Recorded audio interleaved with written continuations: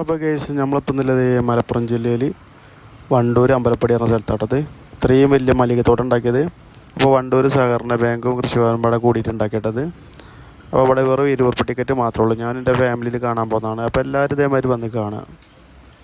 അപ്പോൾ നല്ല അടിപൊളി സ്ഥലമാണ്. നമ്മുടെ നാട്ടിൽ ഇങ്ങനെ ഒരു സംഭവം ഉണ്ടാക്കിയിട്ട് കാണാതെ പോകുന്നത് മോശമല്ലേ.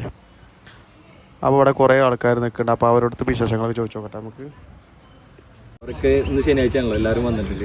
ഇവിടെ വന്നിട്ടുള്ളൊരു എക്സ്പീരിയൻസ് എങ്ങനെയുണ്ട്? ഇവിടെ നമ്മുടെ തൊട്ടടുത്ത് നാട്ടിലുണ്ടായപ്പോൾ ഉള്ളൊരു ഇതെങ്ങനെയുണ്ട്? നല്ല അടിപൊളിയല്ലേ? അടിപൊളിയായിരുന്നു. ആദ്യമായിട്ടാണ് ഇങ്ങനെ ഇവിടെ പണ്ടൊക്കെ നമ്മളെ വീട്ടുമുറ്റത്ത് 1-2 മരമുണ്ടായിരുന്നു. ഇപ്പം അതെല്ലാം ഇങ്ങനെ ഒന്നിച്ച് കാണുമ്പോൾ നല്ലൊരു ഇതാണ്. നിങ്ങൾ ഗൂഡല്ലൂരൊക്കെ പോയാണ് തോട്ടങ്ങൾ കണ്ടിട്ടുണ്ടോ? വലിയ തോട്ടങ്ങൾ കണ്ടിട്ടുണ്ടോ?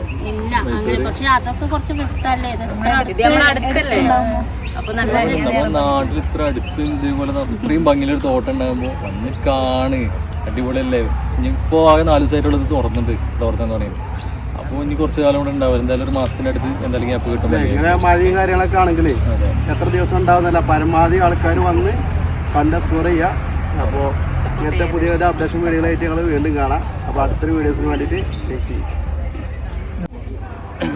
അപ്പോൾ ഇവിടുത്തെ ടിക്കറ്റിന്റെ റേറ്റ് നിങ്ങൾക്ക് എങ്ങനെയാണ് തോന്നിയത്? കൂടുതലായിട്ട് ഓവറായിട്ട് അങ്ങനെ തോന്നുന്നുണ്ടോ? കുറവാണ്, വളരെ കുറവാണ്. കാരണം അത്രയും നല്ല ഇതല്ലേ, നല്ല കാഴ്ചയല്ലേ, പോരാന്നാണ്. ചേച്ചി പറയണേ 20 റുപ്യൊന്നും കൊടുത്താൽ പോരാ. അത്രയും സെറ്റപ്പിൽ വലുത് മെയിൻറ്റെയിൻ ചെയ്ത് കൊണ്ടുപോകുന്നുണ്ട്. നമുക്കറിയാം ഒരു പൂവ് പറിക്കാനോ തൊടാനോ അയക്കണം. നമുക്ക് അത്രയും ക്ലോസ് ആയിട്ട് നമുക്ക് വീഡിയോ എടുക്കാനും ഫോട്ടോ എടുക്കാനും ഒക്കെ പറ്റുന്നുണ്ട്. അടിപൊളിയായിട്ട് സെറ്റ് ചെയ്തിട്ടുണ്ട്. അപ്പോൾ ആരും ഒഴിവാക്കേണ്ട, നേരെ വന്നു.